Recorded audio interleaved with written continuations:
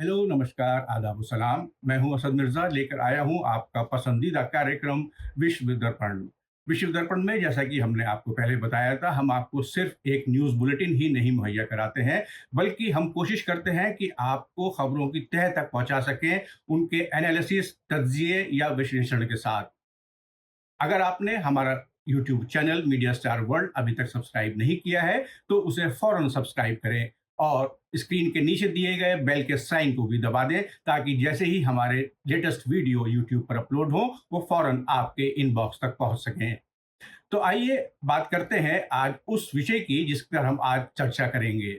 आज हम चर्चा करेंगे हिंदुस्तान यानी भारत के पड़ोसी मुल्कों की और वहां पर होने वाली उठापटक की या वहां के सियासी हलचल की और उन सब का भारत की फॉरेन पॉलिसी या खारजा पॉलिसी के ऊपर क्या असर पड़ रहा है और किस तरीके से भारत इन सब चीजों का मुकाबला कर रहा है। तो सबसे पहले बात करते हैं भारत की और विश्व स्तरीय रशिया यूक्रेन जंग की। इस पूरे वाकये में भारत ने अपना स्टैंड या अपना मौक़िफ़ बहुत वाज़ेह कर दिया है कि वो किसी भी तरीके से इसमें गैर जानिबदार ही रहेगा और किसी भी पार्टी की हिमायत नहीं करेगा, यानी कि ना तो रूस की और ना ही अमेरिका की अगुवाई में होने वाले मगरबी मुल्कों की। अमेरिका खासतौर से हिंदुस्तान के इस स्टैंड से बहुत खफा है और गुज़िश्ता हफ्ते उसके मुख्तलिफ वुज़रा ने और उसके डिप्टी नेशनल सिक्योरिटी एडवाइज़र ने हिंदुस्तान को एक तरीके से धमकियां भी दी हैं, जिनको कि भारतीय डिप्लोमेट्स ने या सिफारतकारों ने बहुत ही सुलझे हुए अंदाज में और बहुत समझबूझ के साथ उनका जवाब दिया। इसके साथ ही साथ हिंदुस्तान के डिप्लोमेट्स ने बरतानिया की वज़ीर ख़ारजा लिज़ ट्रस को भी इस बारे में एक बहुत संतोषजनक जवाब दिया, यानी कि उनको मुतमईन करने वाला और उनकी बात खत्म कर देने वाला। हिंदुस्तान का कहना था कि यूं तो मगरबी मुल्क उससे कह रहे हैं कि वो रूस से तेल ना खरीदे, लेकिन जब से यूक्रेन में जंग जारी हुई थी उससे पहले ही, यानी कि उससे पहले 2-3 महीने में ही इन मुल्कों ने खुद रूस से बड़ी क्वांटिटी में पेट्रोलियम खरीदा था और अपने रिजर्व जो हैं वो पूरे तरीके से भर लिए थे। आइए अब बात करते हैं हिंदुस्तान और उसके पड़ोसी मुल्कों की। इस वक्त सूरत हाल ये है कि हिंदुस्तान को हर तरफ से मगरिब यानी पश्चिम, शिमाल यानी उत्तर, साउथ या जुनूब या दक्षिण, हर तरफ से अपने पड़ोसी मुल्कों के वहां होने वाली सियासी सूरत हाल का सामना करना पड़ रहा है। आइए सबसे पहले बात करते हैं जुनूब या दक्षिण में स्थित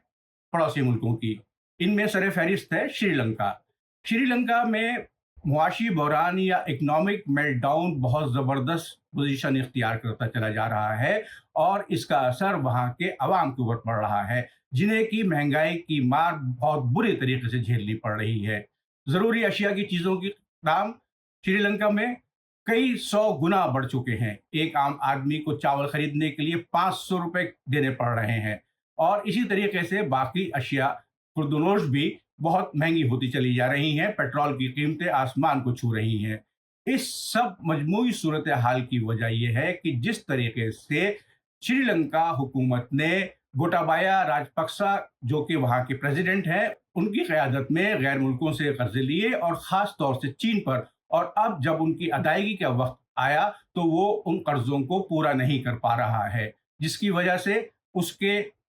फेडरल रिजर्व्स बहुत कम होते चले जा रहे हैं और उसके पास अब इतना पैसा नहीं है कि वो दूसरे मुल्कों से खाने पीने की चीज़ें और पेट्रोलियम खरीद सके। हिंदुस्तान ने अपनी तरफ से श्रीलंका की भरपूर मदद करने का ऐलान किया है और अब तक तकरीबन $100 बिलियन की मदद श्रीलंका को पहुंचाई जा चुकी है। उसके अलावा हिंदुस्तानी जहाज वहां गेहूं और चावल लेकर भी पहुंच रहे हैं और साथ ही साथ हिंदुस्तान ने श्रीलंका को एक क्रेडिट लाइन दी है, जिसके जरिए वो $100 बिलियन तक पेट्रोल खरीद सकता है। अब बात करते हैं एक दूसरे साउथ यानी जुनूब के मुल्क की, जो है मालदीव्स। मालदीव्स में यूं तो हिंदुस्तान मुखालिफ जज्बात सन 2018 से शुरू हुए थे और इन जज्बात की शुरुआत वहाँ के साबिक प्रेसिडेंट अब्दुल्ला यामीन ने की थी, جو کہ 2018 میں اپنے عہدے سے بے دخل کر دیے گئے تھے یا الیکشنز میں ہار گئے تھے۔ لیکن 2018 کے بعد سے عبداللہ یامین نے یہ اپنا سیاسی پروپیگنڈا یا سیاسی ہتھیار بنا لیا ہے کہ جب بھی انہیں کسی دقت کا سامنا کرنا پڑتا ہے تو وہ ہندوستان مخالف جذبات کو مالدیوز میں بھڑکانا شروع کر دیتے ہیں،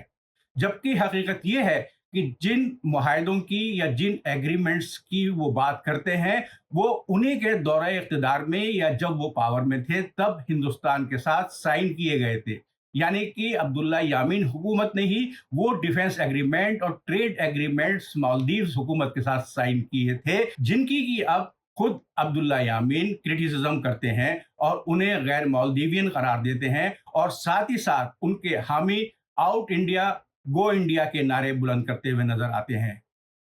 لیکن اس سب کے باوجود ہندوستانی ڈپلومیسی بہت ہی سنجیدگی کے ساتھ میں اور بردبارانہ طریقے کے ساتھ میں ان مسائل کو حل کرنے میں لگی ہوئی ہے۔ ایکسٹرنل افیئرز منسٹر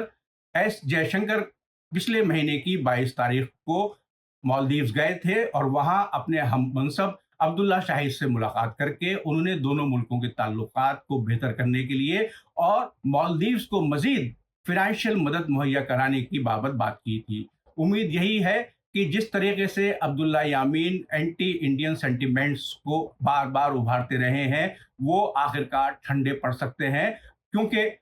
مالدیوز میں اگلے سال پریزیڈنشل الیکشنز ہونے والے ہیں اور اس کے اگلے سال وہاں پر پارلیمنٹری الیکشنز ہوں گے، تو ہو سکتا ہے کہ پھر وہ جماعتیں جو کہ ہندوستان کی حامی یا ہندوستان کی سپورٹرز ہیں وہ دوبارہ اقتدار میں آ جائیں اور عبداللہ یامین اپنے اس پروپیگنڈا کے اندر پوری طرح سے ناکام ہو جائے۔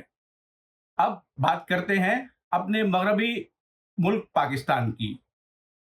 حالیہ دنوں میں پاکستان کی جانب سے وہاں کے سابق وزیر اعظم عمران خان کی جانب سے بھی اور وہاں کے chief of army staff Qamar Javed Bajwa کی طرف سے بھی ایسے بیانات آئے ہیں جس سے لگ رہا تھا کہ دونوں ملکوں کے درمیان تعلقات نارمل یا بہتر ہو سکتے ہیں۔ عمران خان نے بھی اور خود جنرل باجوہ نے بھی کئی مرتبہ یہ کہا ہے کہ ہندوستان اور پاکستان کے درمیان کشمیر مسئلے کا حل اور باقی تصفیہ طلب مسائل کا حل بھی بات چیت یا سفارتی ذرائع سے ہونا چاہیے۔ جنرل باجوہ نے پچھلے ہفتے اسلام آباد سیکیورٹی ڈائیلاگ میں اس معاملے پر اپنی رائے ظاہر کرتے ہوئے کہا کہ ان کا ماننا ہے کہ اگر دونوں ملک بیٹھ کر بات کرتے ہیں تو سارے تصفیہ طلب مسائل کا حل ممکن ہے۔ لیکن اس کے ساتھ ہی ساتھ ہمیں اس بات پر بھی نظر رکھنی ہے کہ ابھی پاکستان میں جو سیاسی کھیل چل رہا ہے اس میں عمران خان حکومت سے بے دخل ہو چکے ہیں۔ اب سپریم کورٹ ان کے نو کانفیڈنس موشن کے اوپر کیا رویہ اپناتی ہے اور کیا فیصلہ سناتی ہے، اور اس کے علاوہ کیا آئندہ اگلے 90 دنوں میں پاکستان میں عام انتخابات ہو پائیں گے یا نہیں، یہ سب چیزیں ایسی ہیں جس سے کہ ہندوستانی حکومت کو بہت زبردست بے چینی ہے، کیونکہ اگر پاکستان کے ساتھ تعلقات ٹھیک نہیں رہتے ہیں تو اس کا مجموعی اثر باقی ملکوں کے ساتھ بھی ہندوستان کے تعلقات پر پڑتا ہے۔ اب تھوڑا سا آگے چلتے ہیں اور افغانستان کی بات کرتے ہیں۔ جب سے طالبان حکومت افغانستان میں دوبارہ آئی ہے اسی دن سے ہندوستان طالبان حکومت کی مدد کرنے کے لیے تیار اور آمادہ نظر آتا رہا ہے، اور ابھی حال ہی میں اس نے بڑی مقدار میں تقریباً 150 میٹرک ٹن گیہوں افغانی عوام کے لیے بذریعہ سڑک افغانستان بھیجنے شروع کیے تھے۔ لیکن ان سب کے اندر ایک چیز جو سب سے تشویشناک ہے وہ ہے ہندوستان کے لیے کہ اگر افغانستان کی صورتحال اسی طریقے سے چلتی رہی، وہاں پر کوئی مستحکم یا انکلوسیو گورنمنٹ جس میں کہ سارے کمیونٹی یا سارے گروپس کے نمائندے شامل نہ ہوں، قائم نہیں ہو پاتی ہے، اور اگر طالبان حکومت کو دوسرے ملک ریکگنائز نہیں کرتے ہیں تو ہندوستان کو خدشہ ہے کہ کہیں وہاں موجود ٹیررسٹ کی تعداد میں اضافہ نہ ہو جائے، اور اگر ایسا ہوتا ہے تو وہ ٹیررسٹ جو ہیں وہ ہندوستان میں کشمیر کے راستے داخل ہو سکتے ہیں۔ تو اس وجہ سے ہندوستان کو اپنی سلامتی کی بھی پرواہ ہے، لیکن وہ ساتھ ہی ساتھ یہ بھی چاہتا ہے کہ افغانستان میں امن و امان قائم ہو، وہاں کے عوام کی فلاح و بہبود ہو اور وہاں پر ایک مستحکم حکومت قائم ہو۔ اب بات کرتے ہیں اپنے اتر یا شمال میں موجود ہمارے سب سے بڑے پڑوسی چین کی۔ چین کے ساتھ सन 2020 से उस वक्त से हिंदुस्तान के ताल्लुकात खराब होना शुरू हो गए थे, जब चीनी फौजों ने गलवान वैली में दरअंदाजी की थी। उसके बाद से अब तक कमांडर लेवल की बातचीत के 15 दौर हो चुके हैं, लेकिन ये सभी दौर नाकाम रहे हैं। गुज़िश्ता हफ्ते चीनी फॉरेन मिनिस्टर वांग यी हिंदुस्तान आए थे, लेकिन उनके इस दौरे में भी कोई भी कामयाब या मायनाखेज बातचीत नहीं हुई। हाँ, मजमूई तौर पर वांग यी इस बात पर हिंदुस्तानी क़यादत को आमादा करने पर तैयार नजर आए कि हो सकता है वजीर आजम नरेंद्र मोदी इस महीने होने वाले ब्रिक्स कॉन्क्लेव में शामिल होने के लिए चीन जाएं, और अगर वो चीन जाते हैं तो वहां पर चीन के आला रहनुमाओं के साथ उनकी बातचीत के जरिए दोनों मुल्कों के दरमियान बॉर्डर डिस्प्यूट के बारे में बातचीत हो सकती है, और साइड लाइंस में कुछ ऐसी चीजें सामने आ सकती हैं जिससे कि दोनों मुल्क के दरमियान अमन व अमान कायम हो जाए। इसके साथ ही साथ ये मौका ऐसा भी होगा कि जब चीन, रूस और हिंदुस्तान के रहनुमा एक साथ बैठकर बातचीत कर सकते हैं ब्रिक्स समिट की साइडलाइंस के ऊपर। इसके अलावा मजमूई तौर पर जो हालात अभी श्रीलंका में चल रहे हैं, उसमें हिंदुस्तान को एक बड़ी तशवीश ये भी है कि अगर श्रीलंका के हालात इसी तरीके से खराब होते रहे तो वहां से आने वाले रिफ्यूजीज या पनाह गुज़ीरों की एक बड़ी तादाद हिंदुस्तान आ सकती है, और हिंदुस्तानी मईशत या इकोनॉमी इस वक्त ऐसी सूरत हाल में नहीं है कि वो किसी भी तरीके से इन महाजरीन की मदद कर सके। लेकिन मजमूई तौर पर या ओवरऑल तरीके से जिस तरीके से मौजूदा हुकूमत ने अपनी पॉलिसी को वाज़े और क्लियर किया है कि वो नॉन अलाइंड रहते हुए किसी भी मुल्क के साथ शामिल नहीं होगी, और आलमी या ग्लोबल इश्यूज के ऊपर वो एक नॉन अलाइंड स्टैंड कायम रखेगी। उसके अलावा वो अपनी देरीना पड़ोसी पहले या नेबर फर्स्ट पॉलिसी के ऊपर अमल दरामद करते हुए अपने पड़ोसी मुल्कों का भी साथ और उनकी देखभाल करती रहेगी। हाँ, उसे ये खतरा भी है कि कहीं इसको बेजा मदाखलत ना समझा जाए, क्योंकि माजी में श्रीलंका, मालदीव्स और नेपाल, इन तीनों मुल्कों ने कई मरतबा ये कहा है कि हिंदुस्तान उनके अंदरूनी मामलात में बेजा दखल अंदाजी कर रहा है। लेकिन अभी इन मुल्कों के जो हालात हैं उसमें जिस तरीके से हिंदुस्तान उनको मुआशी या इकनॉमिक मदद पहुंचा रहा है, उससे नहीं लगता है कि अब की बार ऐसे इल्ज़ामात हिंदुस्तान के ऊपर आयद किए जा सकते हैं। हाँ, इसके ज़रिए उम्मीद यही है कि हो सकता है कि इन मुल्कों के साथ हिंदुस्तान के ताल्लुकात बेहतर हों और हिंदुस्तान एक रीजनल पावर बनने में कामयाब हो सके। उम्मीद है आपको इस एपिसोड में मुहैया की गई जानकारी पसंद आई होगी। हमें कमेंट बॉक्स के जरिए अपनी राय से ज़रूर आगाह कराते रहा करें। अगले एपिसोड में आपसे फिर मुलाकात होगी। खुदा हाफिज, जय हिंद। मीडिया स्टार वर्ल्ड के और वीडियो देखने के लिए हमारे चैनल को सब्सक्राइब करें और सीधे नोटिफिकेशन पाने के लिए बेल आइकन दबाएं।